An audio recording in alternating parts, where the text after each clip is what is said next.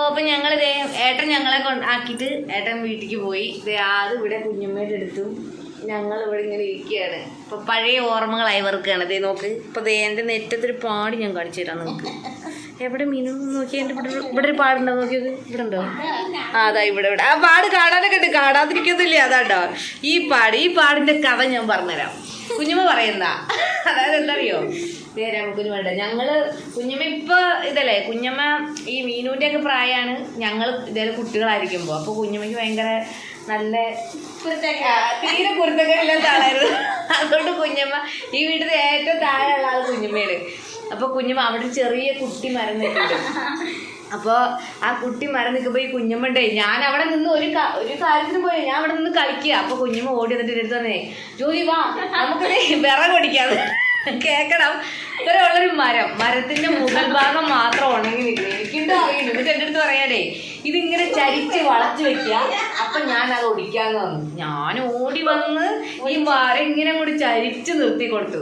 കുഞ്ഞമ്മ എന്ത് ചെയ്തു, ഒറ്റ ഓടി. മരം എന്തെന്നറിയോ, ഒടിച്ചതും മരം കേറിച്ച് വന്നതിന്റെ കുഞ്ഞിന്റെ നെറ്റിയിൽ ഇടിച്ചങ്ങ് കേറിതാ ഈ നെറ്റിയിൽ. എന്നിട്ട് അവിടെ ആണെങ്കിൽ ഒരു വെള്ള പഞ്ഞി പോലത്തൊരു മാംസം അല്ലേ, എല്ലിന്റെ ഓട്ടിട്ട് എത്തിയില്ല, ഓടിനെത്തുന്നാലെ കുഴിഞ്ഞങ്ങ് പോയി, ബ്ലഡ് വന്നില്ല, കുഴിഞ്ഞങ്ങോട്ട് പോയി, വെള്ള മാംസം മാത്രം കുഴിഞ്ഞ്. പപ്പ ഓടി വന്നപ്പോഴേക്കും പപ്പയ്ക്കൊരു കുഴപ്പമുണ്ട്, ഞങ്ങൾ വീണാല് അല്ലെങ്കിൽ ഞങ്ങള് വീഴ കരയി അങ്ങനത്തെ സന്ദർഭങ്ങൾക്ക് പപ്പ എവിടെ നിൽക്കുന്നത് ഓടി വന്ന് ഞങ്ങളെ തലങ്ങ് വിലക്ക് തല്ലും. കരയുന്നവനും അടി, വീഴുന്നവനും അടി അല്ലേ.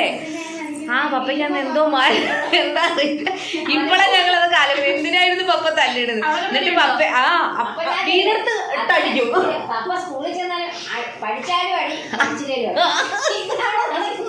ദൈവമേ അങ്ങനെ. എന്നിട്ട് അപ്പൊ തന്നെ പപ്പ ഓടി വന്നപ്പോ അമ്മ വേഗം എന്നെ മാറ്റി നിർത്തി. എന്നിട്ട് പറഞ്ഞു ഒന്നും സംഭവിച്ചില്ല, ഒന്നുമില്ല എന്ന് പറഞ്ഞിട്ട് പിന്നെ പപ്പ അറിയാതെ ആസ്പത്രി കൊണ്ടുപോയില്ലേ. ഇവിടെ പനിയൊക്കെ വെച്ച് പ്രതിയെ കൊണ്ടുപോയോ? ആ ഒളിഞ്ഞിരിക്കുന്ന ആളാണിത് പറയണത്.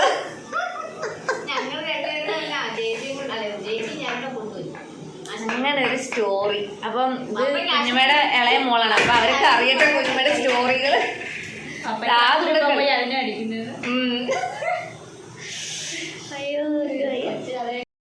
കഥയൊക്കെ ഒന്നും കൂടി പറഞ്ഞുതരാം. പന്ത് കളിക്കുന്നു അത് കുട്ടൻ.